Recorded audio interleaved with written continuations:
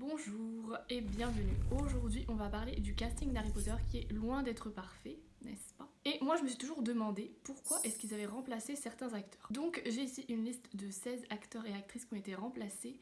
Pourquoi? Comment? Que s'est-il passé? Je vais tenter de répondre à ces questions. Par contre, zoup. Alors, on va commencer par le plus évident, le personnage de Dumbledore qui a été remplacé puisque son premier acteur, donc Richard Harris, qui l'avait interprété dans Harry Potter et la pierre philosophale et à l'école des sorciers. Dans Harry Potter à l'école des sorciers et Harry Potter et la chambre des secrets. Et ensuite, il a été interprété par Michel Jambon dans les films suivants. Et pourquoi? Eh bien, c'est tout simplement parce que Richard Harris est décédé. Mais il fallait bien continuer à montrer le personnage de Dumbledore à l'écran, parce que sinon l'histoire n'aurait plus aucun sens. Personnellement, je crois que je préfère quand même l'interprétation de Richard Harris. J'aime bien aussi celle de Michel Jambon, c'est une autre approche du personnage. Mais je trouve que les deux ne sont pas parfaites. Genre, je vois pas Dumbledore comme ça, je sais pas comment expliquer. Bon, après, c'est pas forcément de la faute des acteurs, c'est aussi de la faute du scénario, des réalisateurs, et tout le monde, hein. Ce que je veux dire, c'est qu'il y a quand même une part de la personnalité de Dumbledore qui a été effacée dans les films, et c'est ce côté un peu loufoque. Parce que oui, il est très sage, oui, il est très puissant, très intelligent, c'est un super sorcier, mais il a aussi un côté très loufoque qui a complètement été effacé dans les films. Et c'est un petit peu dommage. Donc, deux acteurs pour un grand personnage, et bien que leur performance artistique et leur travail en tant qu'acteur était très très bien, et bien je trouve qu'il manque quelque chose. Ensuite, Voldemort, qui a été interprété dans Harry Potter à l'école des sorciers par Richard Bremer, donc quand il était sur la tête de Quirrell. Et ensuite, il a été interprété par Ralph Fiennes, et la raison derrière ça, c'est qu'il voulait un acteur avec plus de talent, plus de présence, plus de gravitas. Après, je ne sais pas ce que ça aurait donné Richard Bremer vu en entier, parce que là on voyait juste sa tête derrière la tête de Quirrell, mais moi quand j'étais petite, il me faisait quand même un petit peu flipper, hein. Et je ne sais pas si vous avez déjà vu les premiers designs de la tête de Voldemort, ce qu'ils avaient comme idée d'en faire, et c'était très très très flippant. Je mettrai une petite image. C'est très flippant. Et donc ils ont pris Ralph Fiennes, qui est ma foi, oui, un acteur avec du gravitas. Mais c'est vrai que maintenant j'ai du mal à le voir dans d'autres films parce que je me dis toujours putain c'était Voldemort. Par exemple quand vous regardez Budapest Hotel, voilà, c'était bizarre.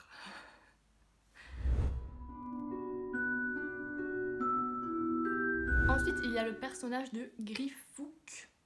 Attendez, Gripsec, voilà. Ensuite, il y a le personnage de Gripsec, en français c'est mieux, qui était interprété dans Harry Potter et la chambre... non. Donc le gobelin qui accompagne Harry et Hagrid dans Harry Potter à l'école des sorciers. Et en fait, je sais pas si vous étiez au courant, mais dans ce premier film, il était interprété par Vern Troy.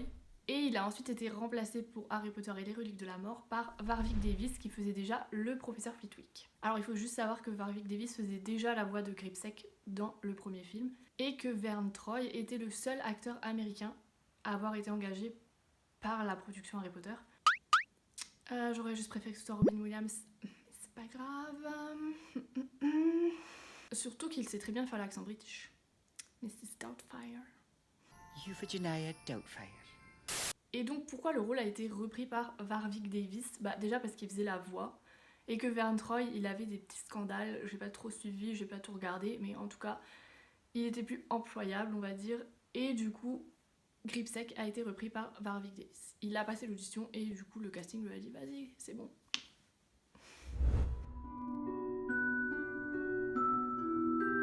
Bill Weasley, qu'on aperçoit très brièvement dans Harry Potter et le prisonnier d'Azkaban, très brièvement parce qu'on le voit juste sur la photo quand ils sont en Égypte. Et là, à ce moment, il était interprété par Bill Fish. Non.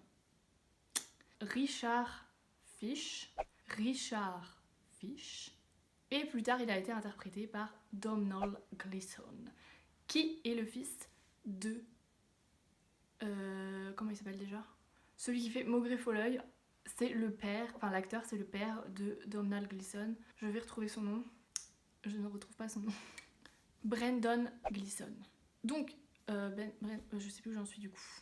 Donc Brendan Gleeson, qui est le père de Domhnall Gleeson, et il faut savoir qu'ils allaient ensemble sur le tournage de Harry Potter et la Coupe de Feu, et qu'on demandait souvent à Domhnall Gleeson, donc celui qui va interpréter Bill plus tard, dans les autres films Harry Potter, de faire stand-in, donc c'est-à-dire de faire doublure. Parce que sur le tournage, quand ils shootent, quand ils font quand ils filment, eh bien ça se fait pas en 5 minutes, il faut des heures de préparation des fois pour installer les caméras, les lumières, les décors, tout ce que vous voulez. Et souvent on demande aux doublures et aux cascadeurs de faire stand-in, donc de venir, juste de se mettre aux endroits pour qu'ils puissent régler déjà les lumières. Et ça prend beaucoup de temps. Donc Domhnall Gleeson était sollicité pour ça parce qu'il ressemblait beaucoup au Weasley. Et lui-même le dit en rigolant dans des interviews qu'il la seule raison pour laquelle il a été pris pour faire Bill, c'est parce qu'il était roux et qu'il ressemblait déjà aux autres acteurs qui faisaient les Weasley. Mais bon, évidemment, c'est pas la seule raison. Hein. On prend pas des gens que pour leur couleur de cheveux. Hein.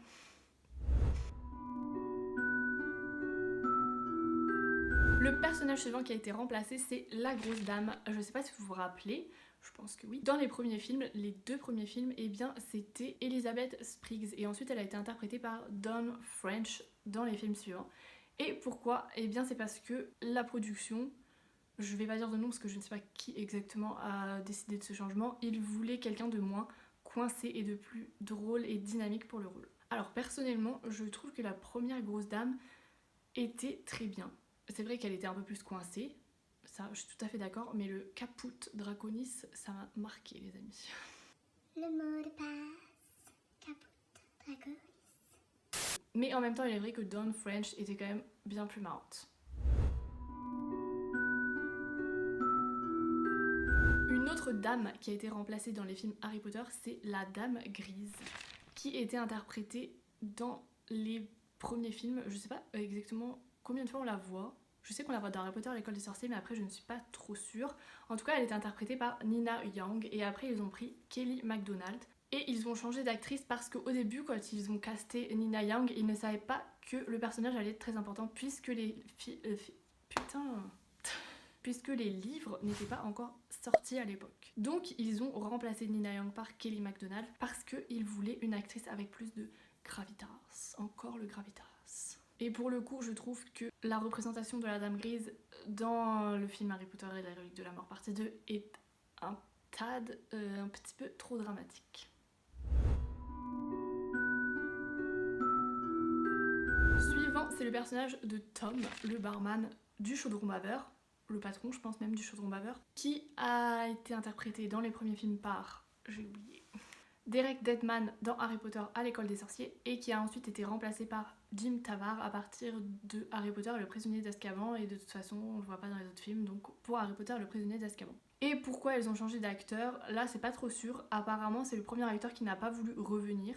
Honnêtement, j'aime pas, moi il me fait flipper, et il est pas du tout décrit de cette manière dans le film, dans le livre. Ça ne m'a pas trop plu ce changement d'acteur, et en plus, quand j'ai regardé le prisonnier d'Azkaban, je me suis dit mais c'est qui celui-là ? Je pensais pas que c'était Tom, je pensais que c'était genre un employé, vous voyez.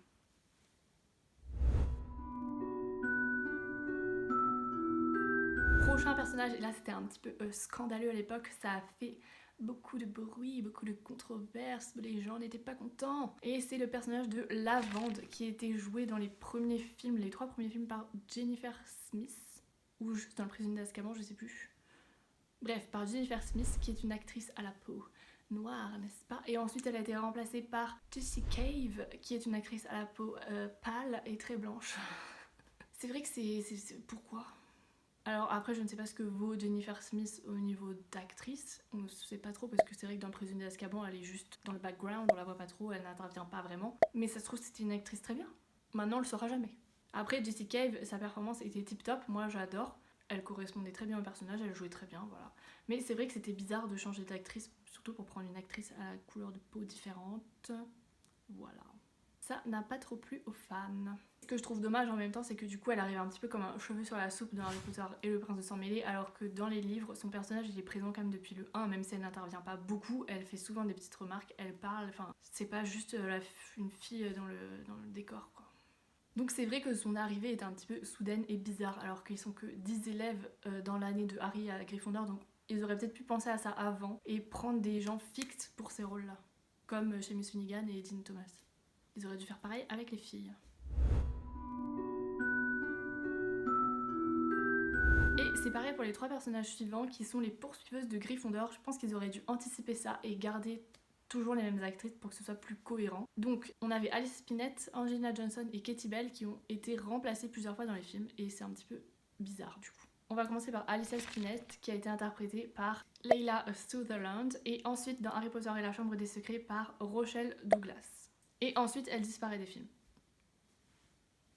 La prochaine c'est Katie Bell donc, qui a été interprétée par Emily Dale dans Harry Potter et la Chambre des Secrets et Harry Potter à l'école des sorciers, c'était mieux dans l'autre sens. Ensuite on la voit plus et ensuite on la revoit dans Harry Potter et le Prince de Sang-Mêlé et là elle est interprétée par Georgina Leonidas.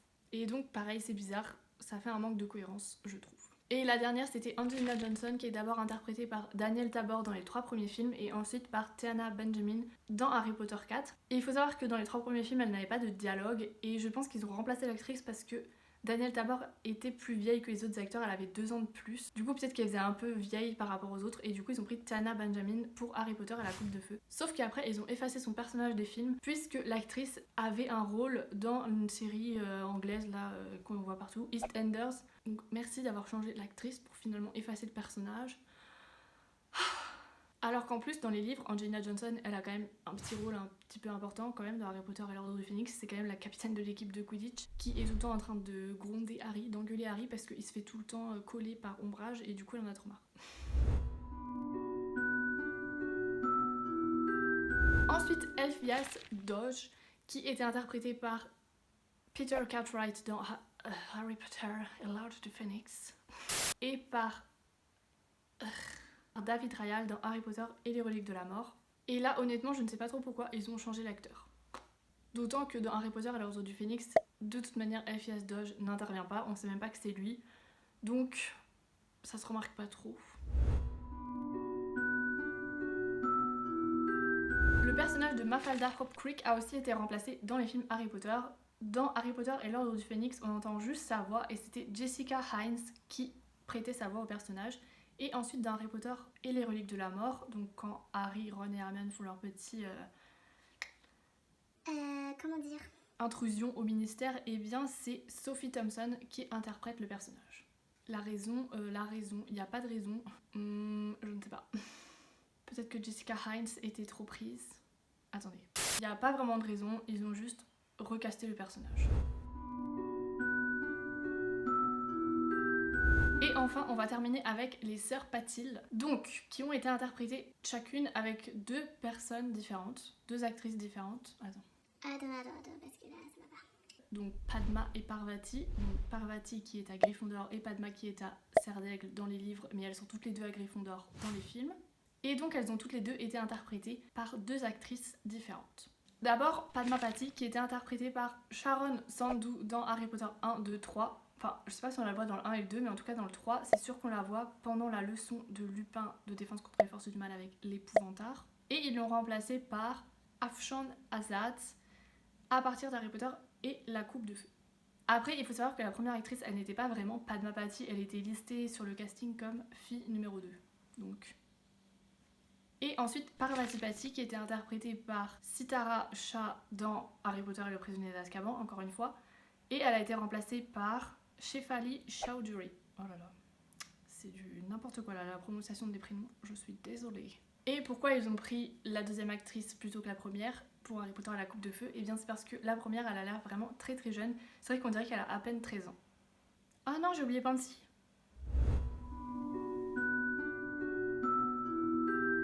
Donc, pour terminer cette fois-ci, il y a Pansy Parkinson qui a aussi eu plusieurs actrices. Il y en avait 3. Donc il y avait d'abord Genevieve Gaunt pour Harry Potter et le prisonnier d'Azkaban. Ensuite il y a eu Lauren Shotton pour Harry Potter et l'Ordre du Phénix. Et enfin il y a eu Scarlett Byrne pour Harry Potter et le prince de Sang-Mêlé. Et alors pourquoi ils n'ont pas gardé la première actrice? Honnêtement je ne sais pas. Et puis de toute façon le personnage de Pansy Parkinson dans les films il sert à rien. Elle parle 3 fois dans tous les films donc franchement c'est nul. Et voilà, ça conclut notre petite vidéo sur les personnages qui ont eu plusieurs acteurs pour les interpréter. J'espère que ça vous aura plu. N'hésitez pas à me dire en commentaire ce que vous en avez pensé. Et abonnez-vous si vous voulez. Et puis on se retrouve bientôt pour d'autres vidéos.